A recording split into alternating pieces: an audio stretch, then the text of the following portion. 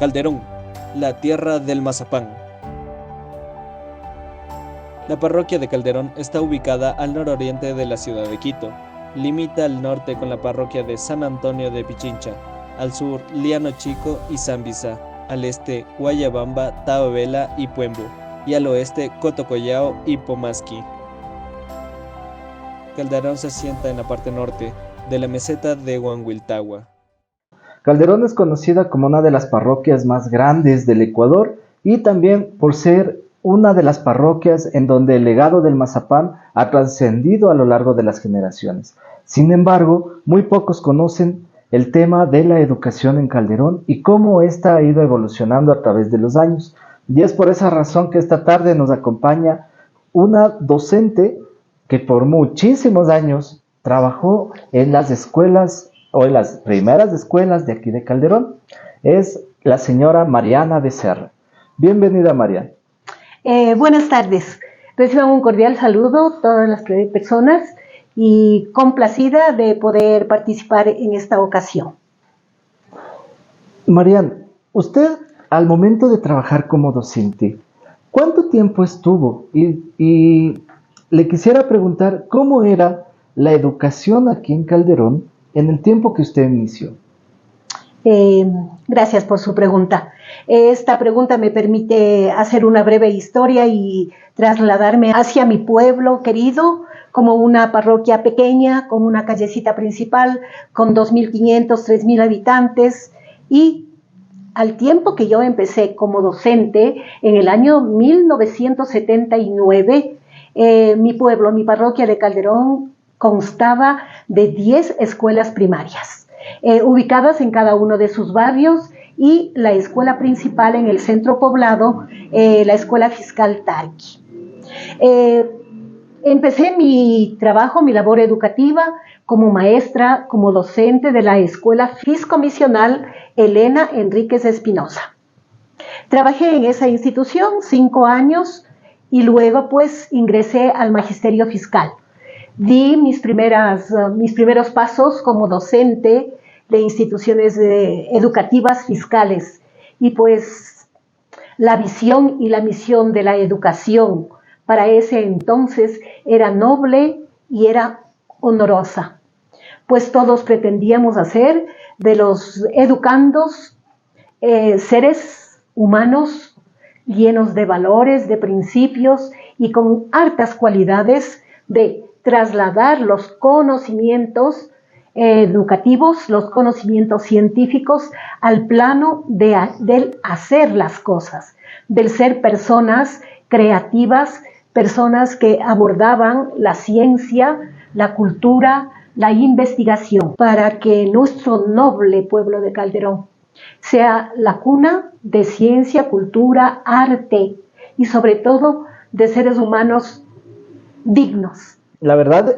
han sido unas palabras bastante emotivas, sobre todo pensar de que hace 40 años atrás, cuando se inició en el magisterio, hace más de 40 años, ¿no? Y justamente pues dar clases en las 2 unidades educativas más antiguas que ha tenido la parroquia, como es el de las Madres Oblatas en San Juan de Calderón, el de la Escuela Tarqui, que ya es de los años 1882, entonces tiene mucho más de historia, la verdad, la educación acá en Calderón.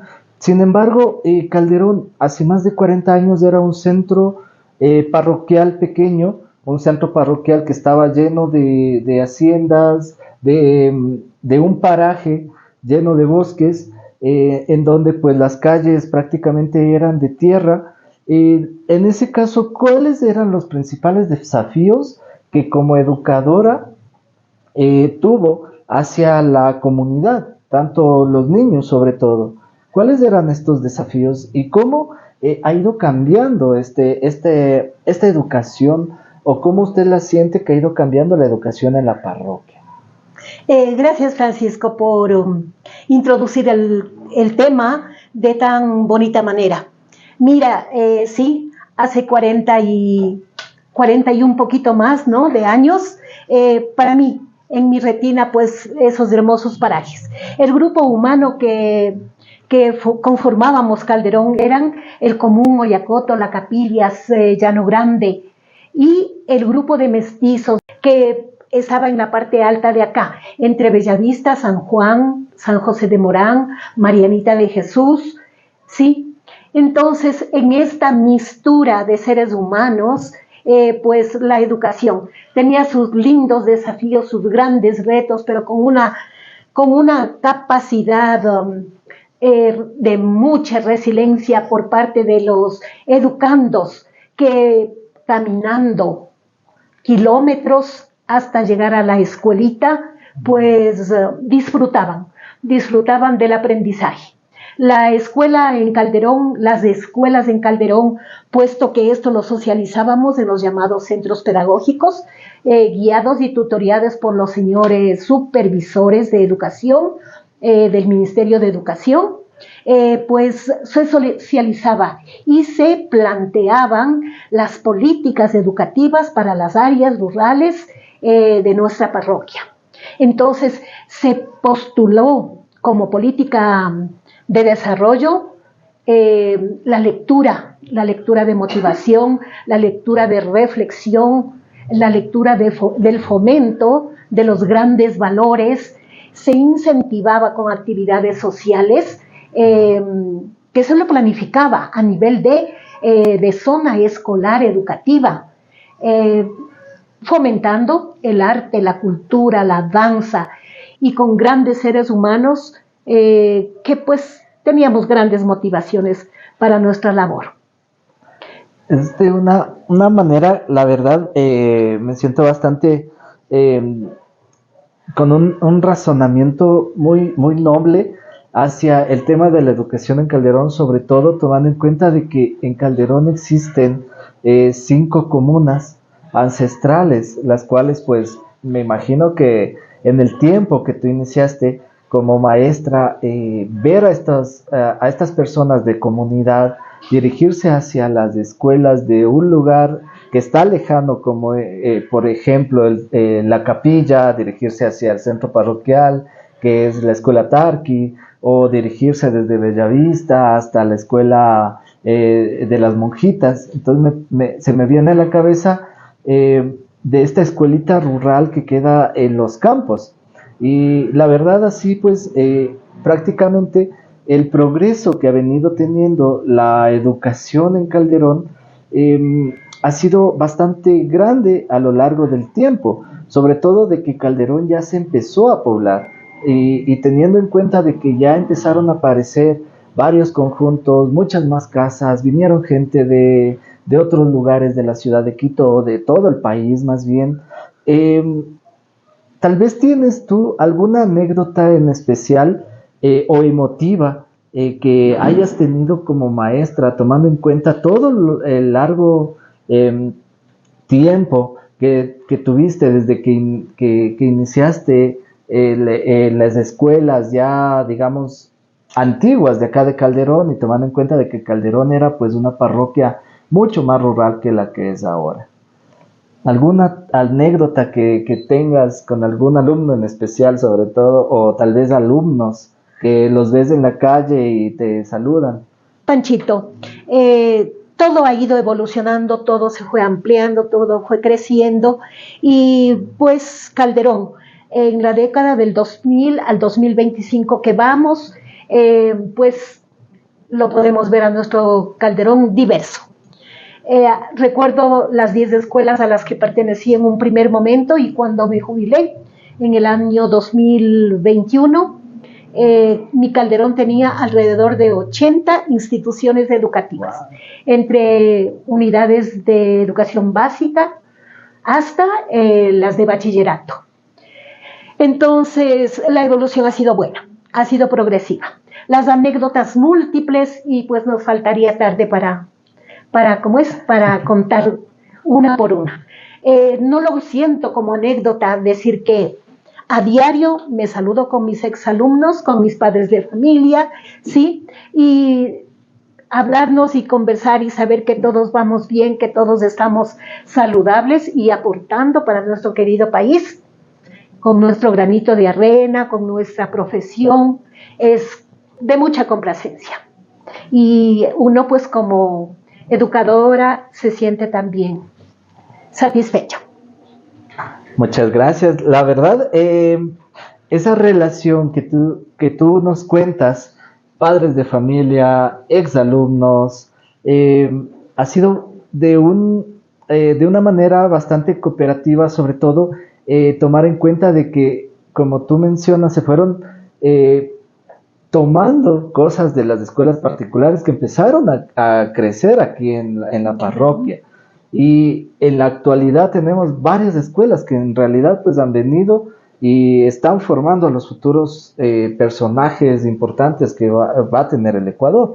Sin embargo, justamente pues yo quería preguntarte, tomando en cuenta de que ya la parroquia es bastante grande, es amplia, ¿qué crees tú que haga falta para mejorar esta educación en la parroquia de Calderón?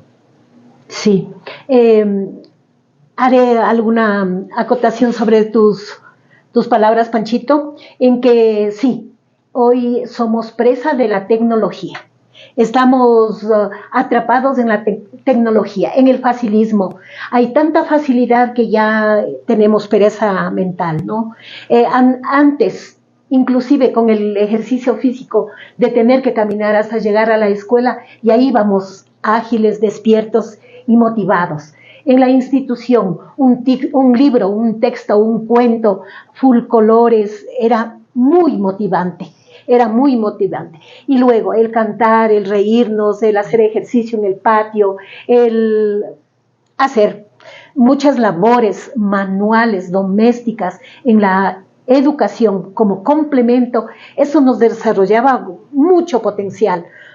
Hoy, digo, como hemos caído presos de la tecnología. Un niño no sabe más que pulsar, digitar, usa el dedito y está viendo cantidad de mensajes, pero que como son muy rápidos y muy ágiles, no fija en su mente, no fija en su memoria. Entonces, en el aula, en las fases de didácticas de un plan de clase, el niño difícilmente se motiva. ¿Por qué? Porque le encuentra a la maestra que pretende darle un proceso didáctico para la suma, y el niño acostumbrado a la tecnología, a la pantalla, pues no encuentra la habilidad de aprender. Es más, el cerebro es un músculo que necesita ejercicio. Entonces, pues debemos propugnar porque nuestras escuelitas vayan miti-miti. No podemos tampoco caer en la desglobalización. Si no estamos preparados con la tecnología, pues tampoco vamos a estar incluidos en los grandes desarrollos de la cultura y la ciencia. Entonces, yo juzgo que lo saludable sería miti-miti. Miti-miti. O trabajar en lo que sea posible en las actividades manuales físicas. Y la tecnología, sus horitas. Un ratito, como dicen, la tecnología y lo demás pues ya al campo manual, a las actividades físicas. Y bueno, y en este caso pues yo quisiera agradecerte más bien ya a manera de terminar esta entrevista, sobre todo por el conocimiento que tú nos has dado hacia este tema de venir desde el pasado, cómo ha evolucionado la didáctica, la educación aquí en la parroquia de Calderón. Sin embargo, sí me gustaría que puedas enviar un saludo también o mandarles algún mensaje a exalumnos de los cientos que tuviste. Sí, pues ya terminando, no me queda más que complacida de haberme podido dirigir y emitir un saludo cordial y amoroso, como lo sabíamos hacer siempre, con un beso y un abrazo para mis exalumnos, mis padres de familia y todas las personas que me conocen.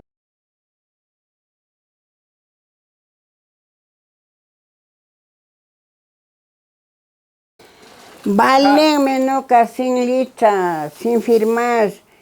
800 mensual tan pagan a coca universidad pishinanoca cajawa comariumta palan copalchica chamocani renacushcuaca no si ishte pora mishu ninchime Ya con caibe mi vecina manina con mishiniga canchi, abuela una shina mishila una mishinina maga cachinta no canchi mishiniga canchi. ¿De dónde vienen? Reservando. Y te paran con chica chamonchi. Pues tú sí sabes hablar quechua. Sí, yo sí hablo. Entonces acabamos, universidad, 800 da mensual pagan a unicaña. ¿Cuánto jovilis que me gaimo cane? Por eso justamente es importante Sí. de revitalizar la lengua. A la universidad estuve entrando yo, así hablando quichua. Llame chihuahuaguna, llame kaita tarpungabu, kaita tarpushaga cuete mikushume, kaita tarpushaga no canchigo mikunamigan. Chéname tarpuna shinabu, mi achachichu monarca, pero mana puede cane no kawauna dama shitcha sakisnisha, na vez que ya. Perfecto, hay que llegar tal hora, lo que ganca. Chihuahua una gachita que saquiringa. Así mismo son. Ah, me ve. Chay monte mana no caga guayco cane. Chusco puesto dan pez de cane seguruta. Guagua gunanta mana puede cane porque pay opisa shinga y guagua nada más que shamunga minisha. China me causa can cuando camaipti guagua guna. Cierto me camamaga una anchuricachu naga chichercachu con cacaibim gane na hasta ganak. Chay me waki causar. Verá, la capilla comencé. Capilla quedó nombrado capilla por la Virgen. Capilla antes era iglesia chiquitito, capillita hecho. Entonces por eso, ya hice, por lo que esa capillita no le alcanzaba, hicimos mingas todos. Todos hicimos mingas. Acá todavía era pequeña yo también. No puede ir a cargar cascajos para hacer bloques. Ya pararon más grande. Y como tenía terreno de la Virgen, entonces ponieron más acasito haciendo iglesia más grande. Entonces ahorita ya viven en propia iglesita más grande. Ella nacimiento, hay, ¿cómo se llama? Cementerio, Cochaloma. Esa agua, así vaya ganado, orinado, cagado, perros miados, perros cagados. Agua bajaba así, en Cochaloma. Y él aica, de mañanita indo acá, bien agüita sentadito era, de mañanita, por eso no me gusta yo así dormir de día. Ahí cogíamos agüita acá, chisle agüita, pero así haya sido orinado, ¿quién tan? A juntar del agua, Cochaloma, eso era para comidas. Para comida. ¿Bajaba con la ropa? Yo. Con la ropa. Con malta cargado, ropa acá encima. Bueno, han habido los plásticos, pero no había plata para comprar. Ropa mojada así, puesto así. Encima al lado de la malta veníamos, subíamos, cargábamos. Ahí lavando, en la quebrada. ¿Y la ropa mojada? Sí, cargábamos en la espalda. ¿Y para lavar la ropa qué utilizaba? Ya pues. No, pero ¿qué utilizaba? ¿Solo con agua? Cabollo. ¿Cómo? No tenía ni jabón. Cabollo. Costaba cabollo y iba llevando. Con eso le golpeaba en vez de jabón. Así me lavado. Cuando mi hijo fue a casar también, mi suegra tenía bastante plata en estera, sabía estar secando un poco en sol. Era negociante. ¿Cómo hacían ahí? ¿Se turnaban? ¿De ¿O qué? todos podían bajar a la vez a lavar la ropa? No, todos eran así, como decimos, un llave de agua ahí para irnos coger así. Todos íbamos como fuera ya, como un llave. Pues. Y ahí un ojo de la jalonguilla. Todos dijeron, no sé ahora cómo estará el camino. Pero el camino era bueno, buen camino era.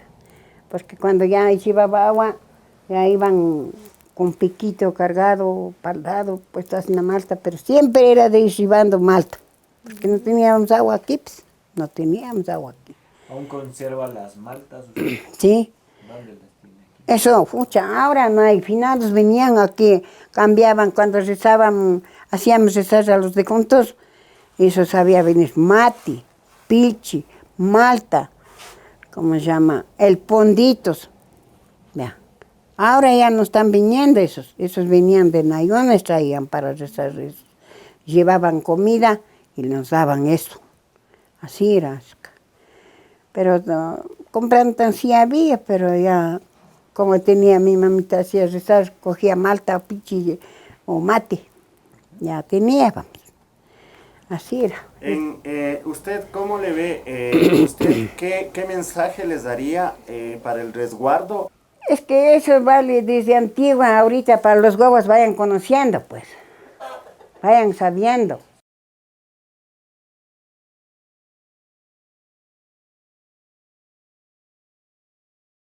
Calderón ha sido reconocida como una de las parroquias más grandes del Ecuador. Sin embargo, pocos son los que conocen de el famoso mazapán. Este famoso mazapán pues ha sido testigo y es un legado histórico que va de generación en generación y que ha trascendido justamente pues los pueblos milenarios que han venido desde antes de la llegada de los españoles. Es así que justamente pues estamos con una de las personas que ha dado mucha importancia en el arte del mazapán. Estamos hoy con la señora Amparito Heredia, que nos va a comentar sobre la elaboración de este legado histórico. Bienvenida. Hola, mi nombre es Amparito Heredia y trabajo en las artesanías de mazapán alrededor de 35 años. Si ha sido alrededor de 35 años el legado que usted maneja, esto quiere decir que nos estamos remontando a la época de los años 80, años un poquito antes tal vez, pero sin embargo, este oficio, ¿quién fue la persona que le enseñó? Bueno, podríamos decir que esta artesanía es una tradición en el pueblo de Calderón y esto se ha ido pasando de generación en generación. En mi familia soy la cuarta generación. Bueno, podría decir que esta tradición me la heredó mi tía Anita Becerra. Ella fue la persona que le enseña el mazapán. Sin embargo, en los años 1980 vendría a decirse que el mazapán tuvo un auge que ha trascendido internacionalmente. Esta artesanía, como es el mazapán, la figurita, era una artesanía comestible. En ese caso, pues la artesanía comestible, ¿cómo ha sido la trascendencia ya para poderse dar a una artesanía que se pueda exportar, que se pueda vender? ¿Cómo fue ese paso que usted vivió en estas dos, digamos, de lo comestible a las ventas?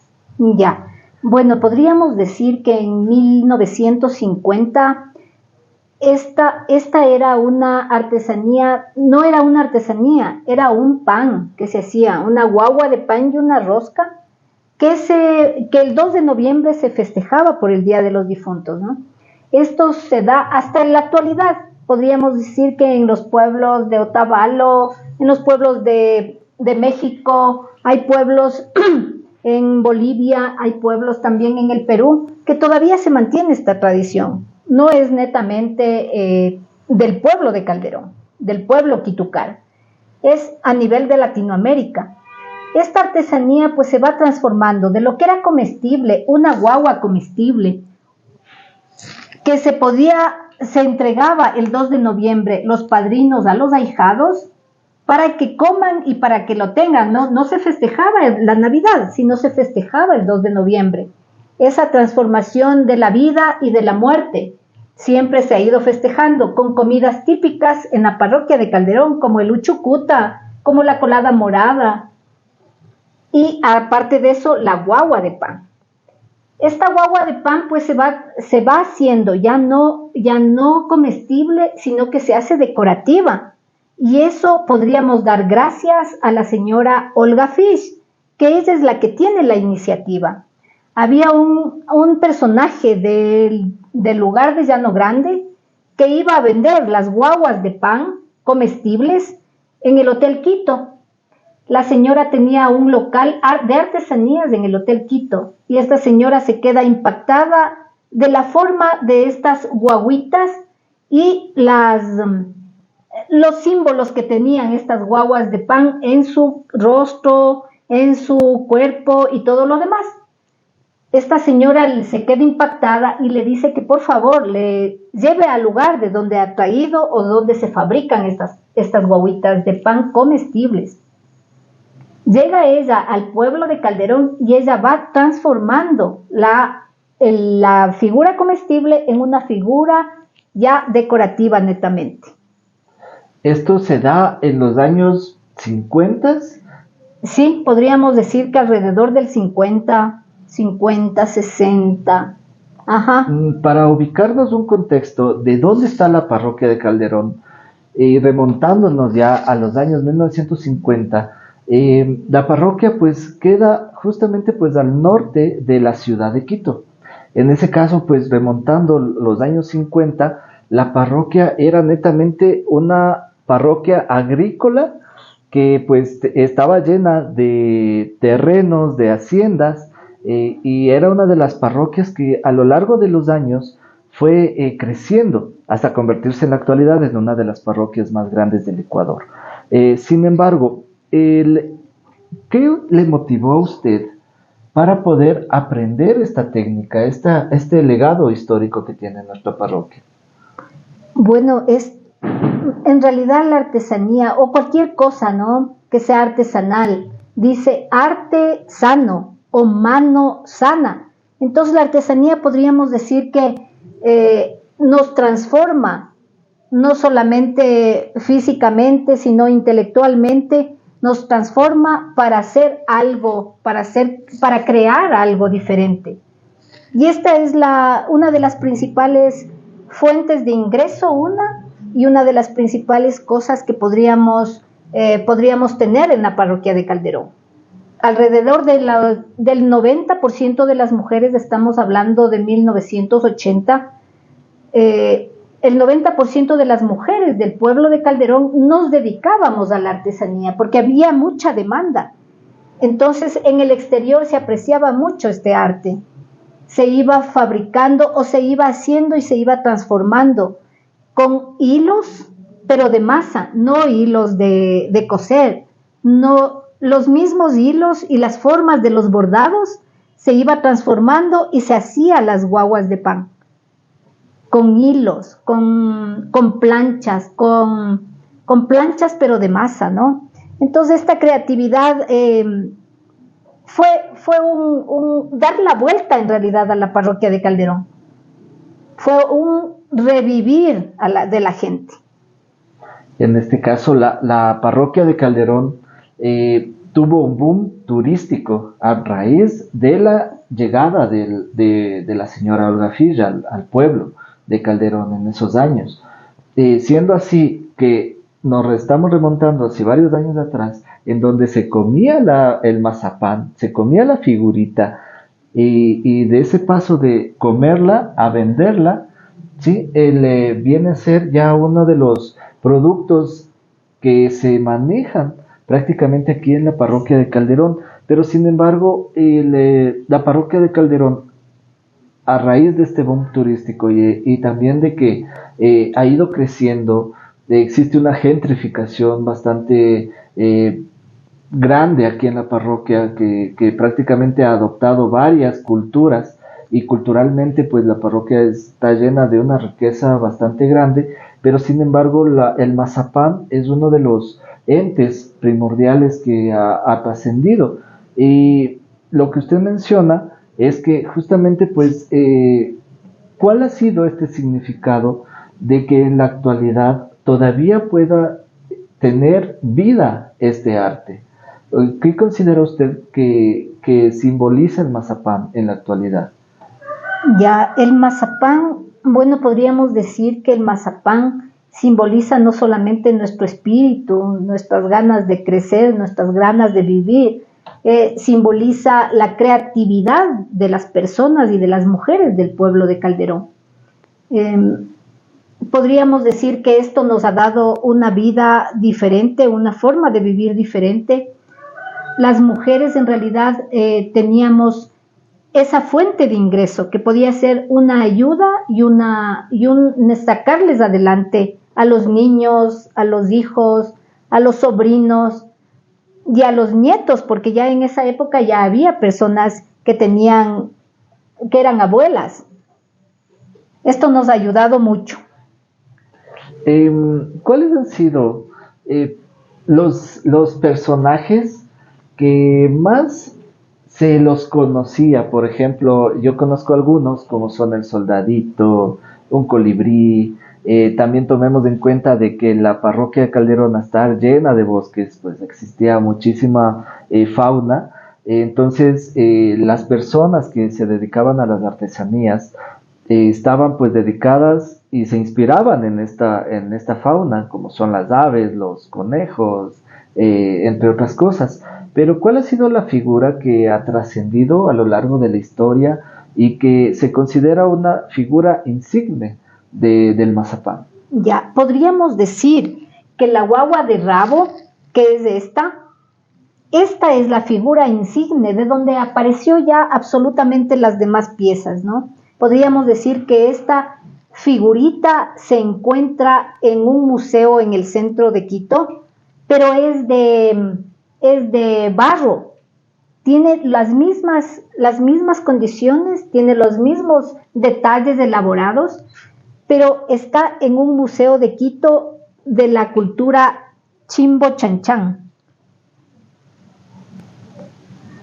Esta figura se va transformando y se la realiza, pues se hace ya no solamente de las etnias de Quito, sino también de todo el país, ¿no? Estas piezas son de Otavalo, se van diversificando, ¿no? La cultura de Otavalo, la cultura de Loja, la cultura de Cuenca, se hacen estas piezas así como muy elaborados y eran muy gustosas para los extranjeros, porque se llevaban no solamente una figura para decorar, sino que era una figura culturalmente apreciada. También podríamos decir, como decía usted, pues todo lo que es la biodiversidad del lugar, todo eso se plasmaba. Les gustaba mucho pues las piezas estas de los tucanes, los loros, los búhos, las llamas, que esto es muy significativo en nuestro país de Ecuador. En el mazapán se elabora con varios ingredientes. Es una de las figuras, o sea, estoy viendo ahora la figura que es la madre y un niño que tiene muchísimos adornos, pero al tener estos adornos y que se hagan manualmente, ¿cuánto tiempo les toma en realizar tanto los adornos? Bueno, empezar el proceso, ¿no? Desde la puesta de harina, agua, la mezcla, y empezar este proceso de elaboración minucioso, dándole los decorativos. ¿Cuánto tiempo toma este proceso, además de la cocción que se le debe dar? Ya, bueno, podríamos decir que la figurita de mazapán tiene un proceso bastante largo. No es en un momento lo que se le puede realizar. Es una figura bastante elaborada, necesita, mejor dicho, ir por partes para el secado, porque si no se dañarían las otras partes que todavía no están secas, ¿no? Y como son piezas tan delicadas, tan minuciosamente elaboradas, sí lleva bastante tiempo de elaboración. Podríamos decir que una figura de 10 centímetros tiene 10 días de elaboración por el secado, no precisamente por el bordado, sino por el secado, porque hay que ir de paso en paso. Y podríamos decir que una pieza de 25, 30 centímetros, esa sí necesita alrededor de 20 días de secado. Después de eso, pues hay que meterles en el horno para que tenga la cocción y el secado permanente. En este contexto, ¿qué mensaje usted les puede dejar a los jóvenes? En la actualidad hay colegios que están retomando este tipo de artesanías, que están enseñando, que están dando algunos talleres, contratando por un tiempo determinado a las personas, a los artesanos que se han dado cita aquí para poder enseñar dentro de los colegios. Pero sin embargo, ¿qué mensaje usted podría brindar a los jóvenes que quieren aprender y a todas las personas en general que quieran aprender este arte? Debería ser algo así como como una forma de culturizar a los niños, ¿no? Les culturizamos ahora llevándoles a Disney, les culturizamos ahora mostrándoles el mundo, pero no les culturizamos a los niños, mostrando nuestras cosas vivas, nuestra gente que todavía existe personas que trabajaron en esas épocas, en los 60, en los 70, podríamos hacerles a estos personajes que todavía existen, que todavía están vivos, podríamos darles el realce que se necesita, para que nos vayan narrando, para que nos vayan contando, para que nos digan cómo fue su vivencia y cómo es en la actualidad las personas que trabajaron en la artesanía, cómo han podido sobrevivir y subsistir. Queremos agradecerle a la señora Amparito Heredia por habernos brindado un poquito de la historia viva de Calderón. La trascendencia que ha tenido el mazapán aquí en la parroquia de Calderón la tenemos gracias a estos personajes que viven dentro de la parroquia y han vivido desde tiempos atrás y que han pasado sus conocimientos generación tras generación en el caso del mazapán. A todos los que nos escuchan, gracias por acompañarnos en Historia Viva de Calderón. Esta ha sido una producción de la Corporación Cultural Inti Pakchuri. No olviden seguirnos en nuestras redes sociales para poder conocer la historia de nuestra parroquia.